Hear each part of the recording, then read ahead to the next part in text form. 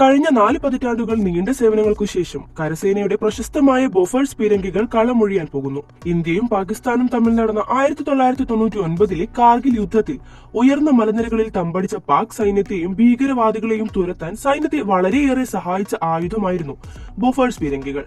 കാലപ്പഴക്കം മൂലമുണ്ടാകുന്ന പ്രശ്നങ്ങളെ തുടർന്നാണ് ബോഫേഴ്സിനെ ഒഴിവാക്കുന്നതെന്നാണ് അധികൃതർ അറിയിച്ചിരിക്കുന്നത്. കൂടാതെ ബോഫേഴ്സിന്റെ സ്പെയർ പാർട്സുകൾ ആവശ്യത്തിന് ലഭ്യമല്ലാത്തതും തദ്ദേശീയമായ ആർട്ടിലറി ഗൺ സംവിധാനങ്ങൾ വികസിപ്പിച്ചതുമൊക്കെ ബോഫേഴ്സിന്റെ കളമൊഴിയലിന് കാരണമാണ്.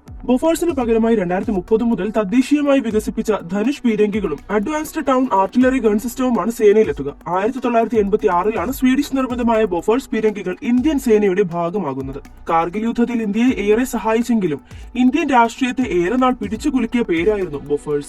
അന്ന് രാജീവ് ഗാന്ധി നേതൃത്വം വഹിച്ച കേന്ദ്ര സർക്കാരിനെ ബോഫേഴ്സ് പീരങ്കികൾ വാങ്ങിയതുമായി ബന്ധപ്പെട്ടുയർന്ന അഴിമതി വിവാദം ഏറെ സമ്മർദ്ദത്തിലാക്കിയിരുന്നു.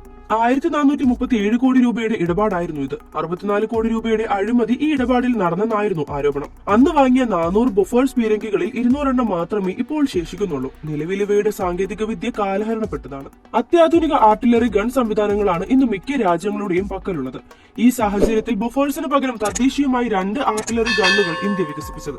ഇതാണ് ധനുഷ്, ATAGS എന്നിവ. DRDOയും സ്വകാര്യ സ്ഥാപനമായ Tata advanced system, Bharat Forge എന്നിവ ചേർന്ന് വികസിപ്പിച്ചതാണ് advanced towed artillery gun system. പീരങ്കി ഷെല്ലുകൾ നിറയ്ക്കുന്നതിന് മനുഷ്യ അധ്വാനം ആവശ്യമില്ല. ഡിജിറ്റൽ ഫയർ കൺട്രോൾ, 48 കിലോമീറ്റർ പ്രഹര പരിധി എന്നീ പ്രത്യേകതകളുള്ള ATAGS 155 mm/52 calibre artillery gun സിസ്റ്റമാണ്. മാത്രമല്ല ലോകത്തെ ഏറ്റവും മികച്ച ആർട്ടിലറി ഗണ്ണുകളിൽ ഒന്നുകൂടിയാണ് നമ്മുടെ സ്വന്തം ATAGS. മുൻപ് ഓർഡിനൻസ് ഫാക്ടറി ബോർഡ് എന്നറിയപ്പെട്ടിരുന്ന ഇപ്പോഴത്തെ advanced weapon and equipment India limited എന്ന പൊതുമേഖലാ കമ്പനിയാണ് ധനുഷ് വികസിപ്പിച്ചത്. ബോഫേഴ്സ് പീരങ്കിയുടെ ബ്ലൂ പ്രിന്റിനെ അടിസ്ഥാനമാക്കി വികസിപ്പിച്ചതാണ് ധനുഷ്. 38 കിലോമീറ്റർ ആണ് ധനുഷിന്റെ പ്രഹര പരിധി.